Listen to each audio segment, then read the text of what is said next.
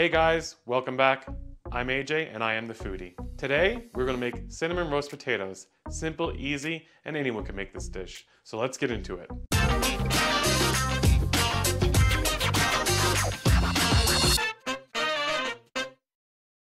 Alright foodies, first we're going to start with peeling about 2 pounds of potatoes. I like using golden yellow potatoes here for this, but you can use any potato that works best for you. Actually, these potatoes are from our harvest in our backyard this year.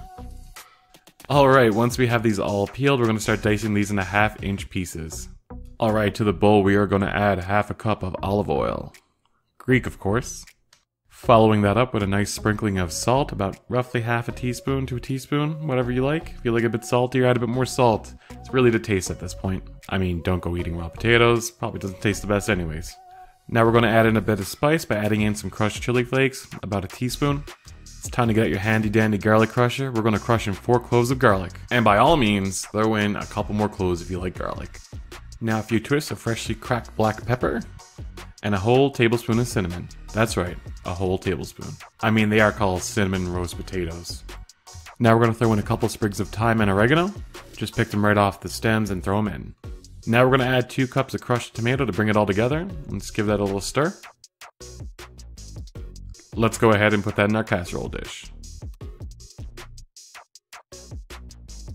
Go ahead and give it a little shake just to spread it all out there. Now go ahead and pour in about a cup of water. We are going to cover with tin foil and cook for 45 minutes at 375 degrees Fahrenheit. Once that's cooked for 45 minutes, we are going to remove the tin foil and cook for another 20 to 30 minutes or until the water is evaporated and the sauce is nice and thick. And when the potatoes are fork tender. Alright, potatoes are done. Let's scoop these up. Now, let's add some delicious crumbled feta over the top of the potatoes. Followed up by drizzling some extra virgin Greek olive oil over the top and a sprinkle of black pepper. Now let's give this bad boy a try. Ooh, that's hot, but so good. Until next time, foodie out.